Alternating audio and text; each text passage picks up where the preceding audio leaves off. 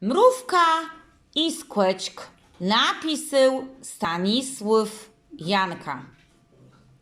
Zemu do mrowiska rys przesiedł skłeczk i mrówka łejestku prosił cechłe.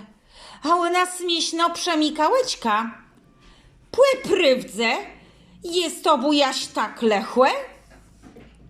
Je tu stoja, rzekł skłeczk. Je nie mam nic. Ne, a co ty, bratku, robił w lece? Czy jemu się pojadło dalek ic, w jedną dzień i noc nie zdochecie? Lece jest ospiewał na trywie. Jak te są bawiły blato, rzekła, to teri w zemie tuńcyj na zdrowi. Jaś w piąte płeśło, tak mu dopiekła. Ale przeniosła z kłemłery zary całą błerdę rozmaitych smaczków.